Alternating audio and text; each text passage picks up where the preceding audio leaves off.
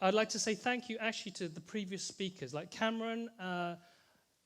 The idea of being uncompromising and actually getting out there and just doing your thing, for me, was very inspiring. Gino and just blew my mind with this whole consciousness thing, and it tapped into what we're trying to do, but it takes it to a completely new level for me. Mark and peace and just good business being a source of peace, that's awesome. You know, we're all here trying to do good business. If we can make peace at the same time, that's fantastic. I had a really good talk with Evan about blockchain. Now I think I know 1% about what blockchain's about, which is more than I did before. Shahab was amazing with doing the talk. And actually, the thing about conflict, I think that's what he's talking about ego and about how that affects how we do business and work in business. I think that, for me, is the fundamental thing about how success, or where success can come from. And I'd just like to say thank you to Selma, Shireen, and Hala, and the team. So just a round of applause, please, again.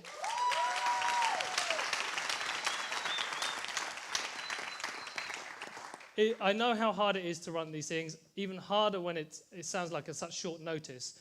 But I think all of you have enjoyed it, and you've got something out of it, which is fantastic. So this is, I was thankful about being here. I think what I like to say, I'm lifeful about being here. Because for me, it's about an experience. And sometimes experiences are good, or sometimes they're bad, but most of the time they teach you something, and that creates for a full life. And so that's why I'm going to start this talk with this quote here. Don't ask what the world needs, ask what makes you come alive. And go do it. Because that's what the world needs. More people who come alive.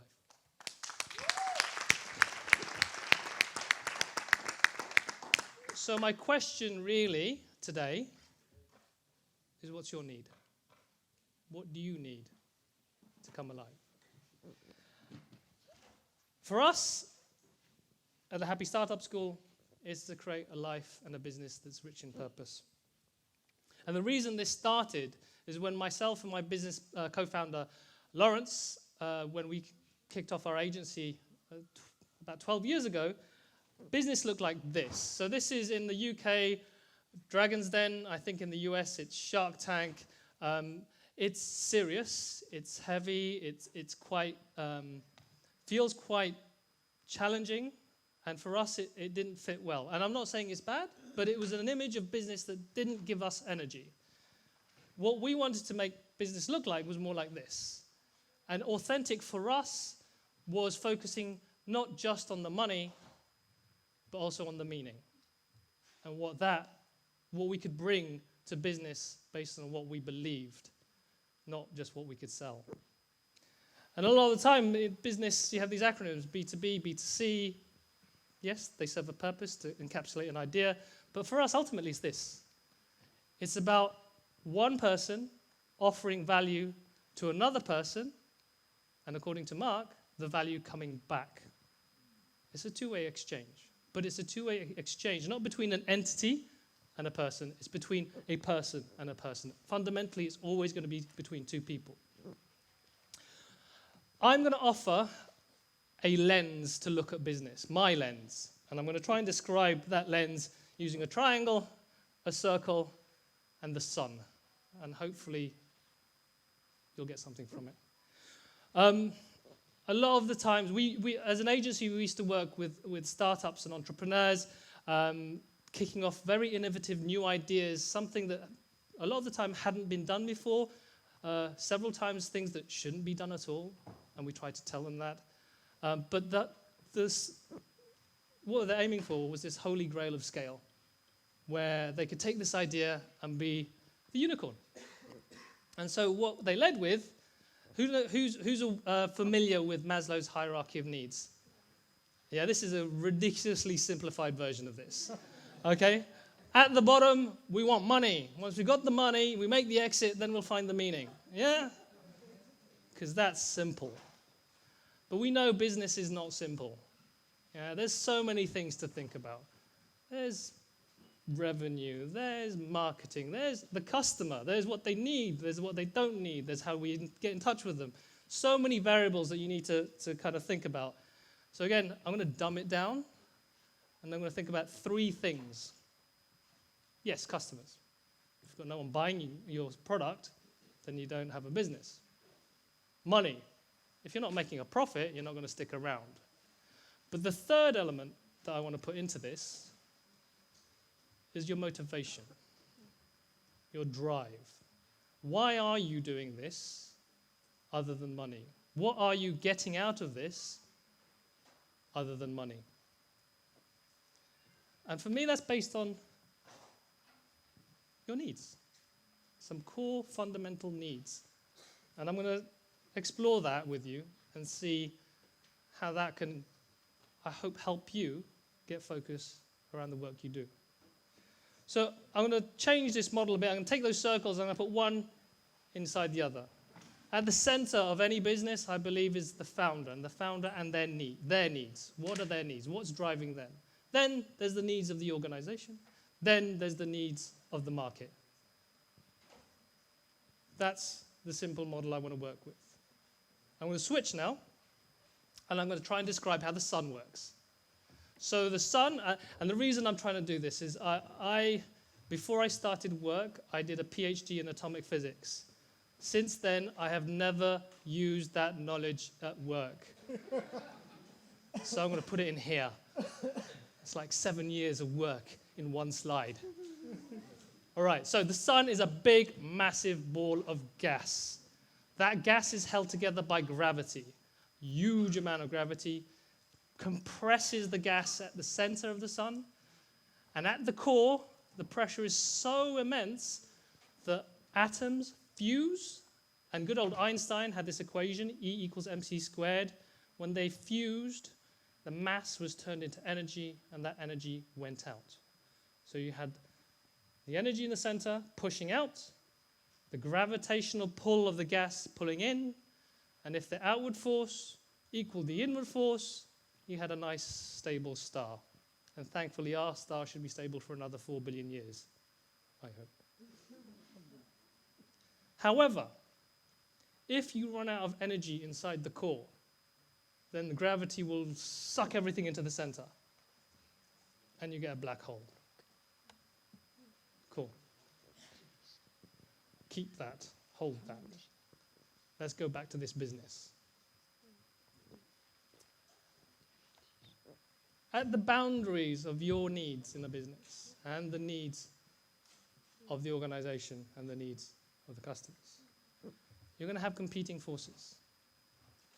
And what I would say, there's a lot of pressure when you run a startup. There's a lot of uncertainty, and it can get really, really hard.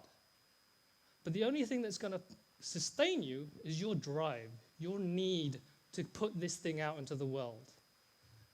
And what I'd like to offer you is how are you going to balance your need to make this happen with the pressure to make the business work?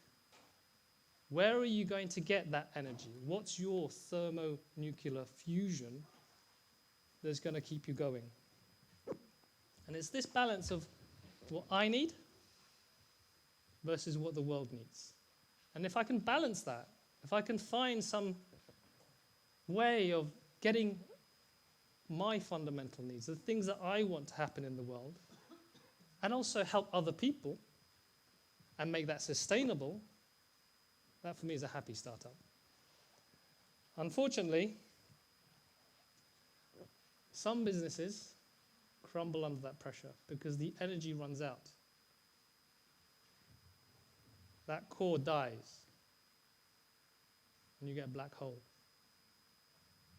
And that black hole could be metaphoric, or it can be real. And we have heard of people who struggle in business. Try and force it, try and make it happen at all costs, and then you pay the final price. So this isn't just a fluffy way of saying, you should do happy business. For me, this is if you have meaning at the heart or the base of your pyramid, it's the thing that drives you, You will find a way to make it work. Maybe you don't have $1 billion business. Maybe you don't have $1 million business. But you will have a business that you love. You will have something that you will make money out of. And you will have something that actually delivers some value to someone else. And there is this image. And this is, I think, why we resonated with Zebras Unite. And this is why we're here at this conference here. The purpose of business is not to make money. The money is a lovely byproduct and it's validation that you're doing something right. The purpose of the business is to offer value to the people around you and to the people that you care about and to the people you want to serve. So for us, our business is about optimizing for happiness. We sat on a beach one day and we run the agency for 10 years and we're saying, why are we here? What is the purpose of coming into the office every day to design and build these products? And we thought, okay, actually, Lawrence and I have known each other since we were at school, and we want to be able to be among friends, people we trusted. We want it to be fun. We wanted to always learn.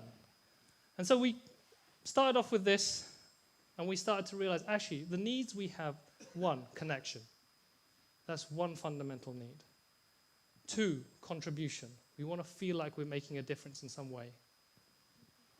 3, we always want to be learning, challenging ourselves, growing. And 4, it has to be fun. And actually, if it isn't fun, if we're not enjoying it, because sometimes business goes up and down like this, if you can't push through those hard times and laugh about it, there's a good chance you're just going to stop, give up, and try something else. When we started the Happy Startup School, it was just an idea. It was basically what we called a happy festo. It was what we believed business was. There was no revenue model involved. There was nothing about what we were going to offer the world. It was really us just declaring what we believed business was about. Within 1 year of publishing this manifesto, we had more impact, more inquiries than we ever did in 10 years of running a digital agency. And I think that's because we connected with people at a human level. We showed what we believed in. We showed what our dreams were about. We showed what we were striving for. And it resonated with people. It connected with people. And through that, we started building this global community. So people from across the world would get in touch with us, and they would want to know, how do you make this happy startup? What's it about? We didn't know. We knew what we wanted. We knew we wanted to be able to run a business that gave us fuel to carry on because it fueled us emotionally. But how it worked, we were building the parachute as we fell. We were trying to work it out, like a lot of you are doing. You're trying to work out, where's the revenue model? Who's the customer? How are we going to deliver this? How are we going to scale? That's scary, but a little less scary when you're actually enjoying what you're doing and it's giving you energy. And through that journey, we have hit so many milestones for ourselves in terms of meeting new people, getting people on board, acquiring new members, making an impact that feels good to us. We have people like this guy here, Seth Godin, actually taking notice. We were anonymous at the time. We had no idea what we were doing. But for some reason, this resonated with people that we were looking up to. And what was it? It was technology. This is the platform. But it was beyond that. It was the conversations that were happening. It was the connection that we were making. It was the sharing of skills and expertise and offering of help. But it doesn't just happen online. And I don't think we would have been half as successful, or successful, of course, we're still on this journey. But we wouldn't have done half as much as we did now if we didn't have physical events where people could connect face to face. Something like this. For us, it was very important to have people out in nature. So this is an event, this is our summer camp. We run this once a year. It's on a farm. People go to listen to people talk, share their stories, but also to experience new ways of doing things through workshops, through activities they've never done before, through real, genuine connection. At another level, we do retreats. More compact, smaller group of people. But again, the theme here is really about fun, and showing a bit of vulnerability, showing who you are as a human. So finding what drives you, what your needs are, what is it that really gets you out of bed, what gets you going, that can sometimes be challenging for a lot of people. And it can be a lifelong journey.